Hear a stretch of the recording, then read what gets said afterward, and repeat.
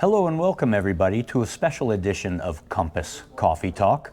We are here at the 45th Natural Products Expo West in Anaheim, California. There are like 3,000 exhibitors here and about 65,000 people in the show that is dedicated to natural, organic, regenerative, and better for you products, from grass-fed foods to Dr. Bronner's soaps to dietary supplements. It's really the world of natural products. And I have the great pleasure and honor of being here with Szabo, one of the originals in the industry, and also the director of the Purpose Pledge, working under Dr. Bronner's as well and looking to work with the industry. And this is a new concept, a new program and organization.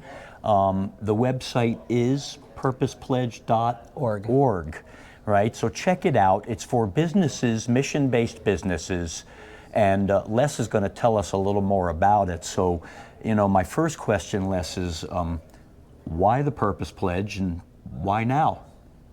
Yeah, thank you for this opportunity. It was, I guess the why now question dates back to almost 3 years ago. That's when we first registered the URL, purposepledge.org. Mm-hmm. And I think one of the primary motivations was just understanding that there is a prevalence of greenwashing, and consumers in particular. There's recent research that says that more than 6 in 10 consumers believe that companies greenwash. So in other words, they are overstating or exaggerating their social and environmental progress and performance. So everybody out there claiming sustainability is actually creating a little bit of consumer distrust? There's a pretty high level of consumer distrust, and I wouldn't say everybody, but the point is that there is, I think, a need. Storytelling is great, it's absolutely essential. But there does need to be a framework and a set of metrics that really can redefine what it means to be purpose-led. Mm-hmm. And it's not a single issue area, it's multiple issue areas. So what we've also realized is that if a company is doing well on, let's say, one indicator, mm-hmm. that does not translate to consumers feeling good and feeling that they trust a brand. They have to do well across the board. Mm-hmm. And so with the Purpose Pledge, we're creating a framework for doing that, which essentially starts with creating near-term realistic goals and publicly sharing those goals, and then also sharing progress on how a company is doing relative to those goals and key issue areas. Mm-hmm. So there's 10 key commitments, and they cover everything from zero waste to climate action, living wage, philanthropy, supply chain integrity, purpose-led governance, and there's very concrete metrics around mm-hmm. each of those, and there is a very sort of clear pathway to what commitment and achievement looks like with those various commitment areas. So you're kind of creating a guideline for companies to follow to put some meat, some credibility behind the claims. I think it is fair to say there is a credibility gap, mm-hmm. and somehow we have to close that gap. Can you explain to our business listeners and viewers what is the Purpose Pledge? So the Purpose Pledge it's not a certification. It is essentially a learning community. So the idea is that we have 16 companies that have signed up for the pledge, and we have 7 what we call commitment catalysts. And these are primarily nonprofits. These are experts in their particular function or issue mm-hmm. area, and they support companies in removing obstacles. So getting from point A to point B being commitment achievement. Mm-hmm. And so the idea is that, just as an example for living wage, we have been working with Living Wage for Us, which is a nonprofit, and they actually helped us develop a baseline tool, a spreadsheet tool that allows a company to drop in their wage data and then it shows how close they are to achieving the living wage, the family living wage commitment. And there is the standard in terms of achievement is that all employees are making a family living wage.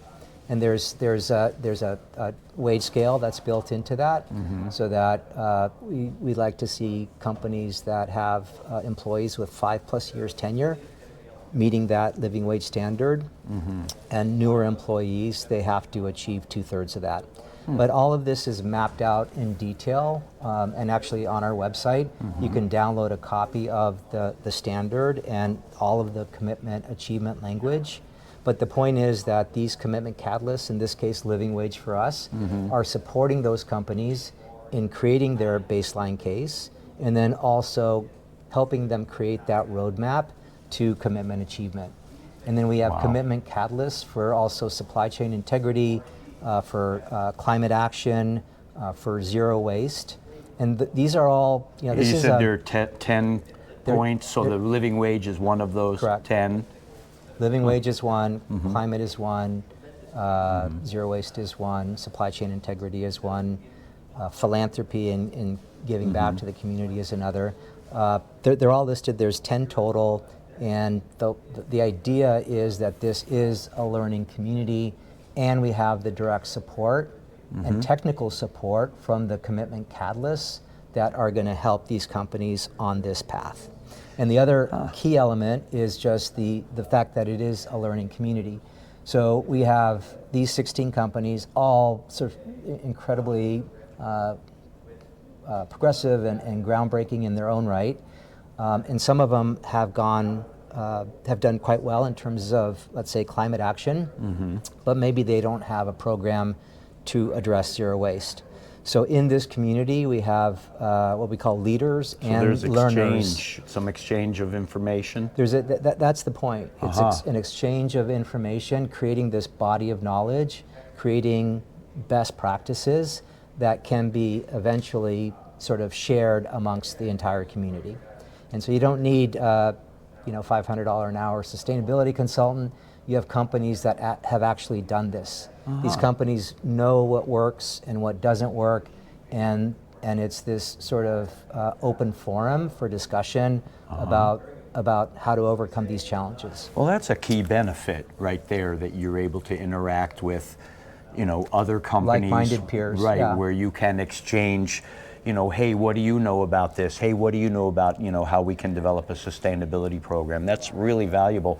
How do you think a company could benefit from becoming, and is it a member of the Purpose Pledge? You sign up for the pledge, and there is a sort of a pre-screening process. And so if a company is interested in taking on the pledge, then they have to do some of that baselining, because there is some eligibility requirements.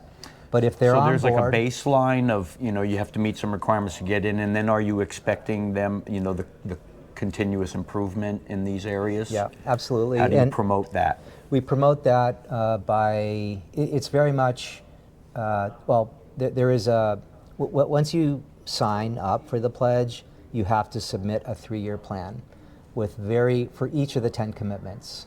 And it's based on the OKR planning framework, objectives and key results. But the idea is that with each commitment area, you outline what you're going to do in years 1 and 2 and 3, and you publicly share that. So that's actually, those plans are published on our website. And the goal is that by year 9, a company achieves all 10 commitments. So they have three-year cycles. They submit a 3-year plan, and then if they haven't achieved the commitment yet, there's another 3-year plan, and then there's a third. And we're going to have Charlton Heston lead them to the 10 commitments. Yeah, well, that analogy has been made. Yeah, but we believe that these are. I mean, there's a lot of kind of complexity around this. There's a lot of complexity. What it sounds means like in terms of like how you define true social and environmental sustainability. But these 10 commitments we feel are critical. So if you're with living wage, for example, if you have an employee that's working 40 hours a week and can't pay rent or can't make ends meet, then there's fundamentally something wrong with that. So even if you're doing really well with, let's say, philanthropy or climate action, and you've done your scope 1, 2, 3 inventories, and you're on that path towards emissions reductions, there are other stakeholders that have to be considered. And the whole sort of philosophy of the Purpose Pledge is based on the idea of right relationship. So how are you in right relationship with all of your key stakeholders? Your coworkers, the earth, your community, your suppliers, particularly your farmers, and your customers. And so what does it mean to be in right relationship with each of those stakeholders? And each of the 10 commitments can be connected back to a particular stakeholder. So the whole idea is that you can't report just on your initiatives that are, let's say, easy to measure or easy to showcase publicly. You have to be doing well across the board, and you have to be, that's how we're defining purpose, is serving all of your stakeholders, not being selective. And so that's where I think a lot of companies get into trouble, is when they're selective and they're picking and choosing stakeholders and ignoring others. So actually, what I'm getting a little bit is Purpose Pledge can help a company navigate and integrate the complexities, by kind of breaking it out into these 10 components. And then if you see a company that's strong in, let's say, 8 out of the 10, will a Purpose Pledge program work with that, or then you link other peer companies to them to try to get them to improve those 2 areas? Yeah, ongoing, continuous improvement, and you have that community backing.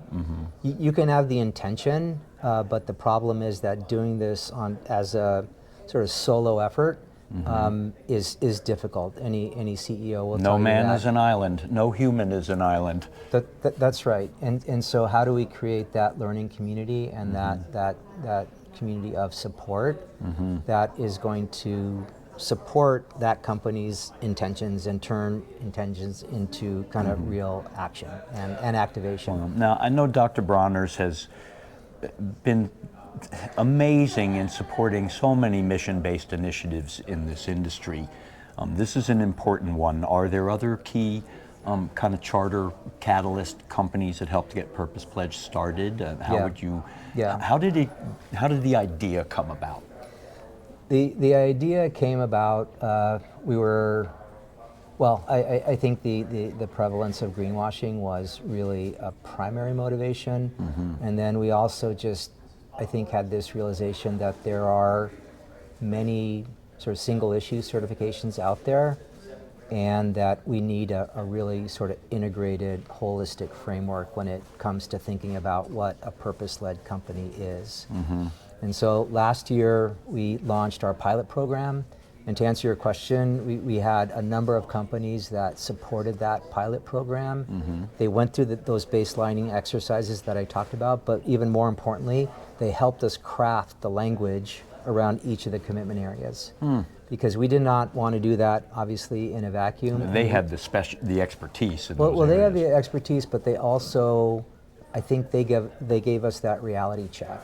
They're able to say that this is achievable, this is not achievable, and they helped us really, alongside those commitment catalysts, who are like I said, the subject matter experts, but the subject matter experts alongside the companies helped us develop what I think are really high integrity, very robust set of criteria and metrics. And it's important just to add that worries. There's no company that is meeting all of the 10 commitments out of the gate. So we are all, on some of these issue areas, some of these commitment areas, we're doing well, but we all need work on others. And that's where honest. the support It's a work in progress. It's a work in progress. For everyone. For everyone, and that's where community support is really critical. And it's purposepledge.org, so check it out. Get your company involved. Take a look at what these 10 points are. So that's a lot of internal benefit. Are you seeing any cost savings for companies from some of these measures? That's happening real time already. We just launched, but even in the pilot phase, we see companies that are collaborating on ingredients. They're collaborating on communication and marketing. And so the whole idea is, like I said, to remove obstacles. And what we want to present and platform are those solutions that are the most convenient, the most cost-effective, the most impactful for all of these companies involved. And that kind of level of collaboration is going to be formalized now that we've completed the pilot and we're officially launched as of this week. And we have 16 companies that have signed up and 7 commitment catalysts that are supporting. But there is going to be this process. We're targeting 25 companies this year, and we have a number that are already in the pipeline and are putting together their plans. And so we feel that 25 companies is going to be pretty realistic. Do they like graduate this program and then are able to carry the Purpose Pledge forward, or are they an ongoing? It's ongoing. Yeah. Okay. It's on as long as there's legitimate material progress. If a company signs up and again, if they're not hitting the milestones that they set for themselves in terms of those plans, then there may not be a long-term fit. And I think it's important for people to know there actually may be ways for cost savings by becoming a part of this program, because sometimes people think, it's too expensive to get involved in sustainability, so. It is, I mean, that's legit, and it's not just always, win-win-win. You just hear that so much. I mean, there are real trade-offs here, and there are resource requirements, human resource and financial requirements to achieve these commitments. But the question is, is the intention, is the prioritization there to make it happen? So. Now, I know this is kind of a business-to-business support initiative. Is there a way that a participating company or brand benefits from this in the consumer market at all? Well, I think the fact that on our website we have what's called a progress tracker. So like I said, you have to share your plans publicly, and then we have like a progress bar that says this is the year you started, this is the year you intend to achieve the commitment, and then that progress is going to be tracked over time. So any consumer can go on the website and see how a company is doing in every one of the 10 commitment areas. And then the other kind of cool. So you help. Hey, you're making progress. Kind of like when I look at Duolingo to study Spanish. You see your progress real time, but again, the key point is visibility and public accountability. So you've heard, the story of a company setting whatever type of net zero target, 5-10 years down the road, and then kind of radio silence. But this is ongoing. So again, just the transparency here, I think, is this level of transparency is pretty unique. And that goes back to the point about really closing that credibility gap, because consumers, there's just a lack of trust, and we're saying that the public disclosure, that the sharing of plans and the rigor of the Purpose Pledge itself, we hope, and the intention is that is going to begin to close the credibility gap. Interesting. So a company wants to get involved. There's information that we'd like to show transparency. A company may have, can they feel comfortable in being a part of this if any information is a bit proprietary for them? I mean, it's held in confidence. Really great question. So there is, obviously, living wage data in general, and also we have another commitment area that caps the ratio between CEO pay and your median employee pay. And that cap is 25 to 1. In sort of larger corporate America, that ratio is like 300 to 1. Right. And so obviously there's sensitive data with both CEO compensation and as well as wage data related to figuring out whether a company is paying a living wage. So what we have is NDAs with the commitment catalyst, in this case living wage for us. All of that data is sent to Living Wage for Us. The Purpose Pledge organization doesn't see any of that. And that's one of your catalyst partners. That's one of the catalyst Living partners. Wage US. Okay. So that data, the raw data, goes to them, and we only get a report that says how they're doing relative to the commitments. And so all of that is kept completely proprietary and confidential. And so that's something, you know, we learned from the pilot, that there is a lot of sensitivities to this data, and we totally get it. So that's why we created this sort of pathway and channel to get the information to the commitment catalyst so they can do the proper analysis, and then they give us this report that just states how the company is doing relative to commitment achievement. So you've built in some layers of confidentiality to keep brands and companies comfortable sharing sensitive data. PurposePledge.org. I think it is a great program. Les, what have I not asked you that you'd like to share? Anything about the program at all? Well, just thank you for being interested and this opportunity to talk about it. I think we have our big happy hour tonight. If you're at Expo, then please come by, and we're going to share. It's more of a celebratory event. After 9 months of a pilot, we're officially announcing the Purpose Pledge. And if you have any interest at all in learning more, then you can go to the website, and there's a downloadable link that has all the fine print around all the commitment areas. The first step is just to understand those commitment areas, and then figure out, is there a fit here with my company? But the one sort of qualification, at least at this stage, is that all companies need to have an agricultural supply chain. So that's our focus. Okay. And that's why we can go deep and really support these members, because of that sort of common denominator of a land or ocean-based supply chain. And so the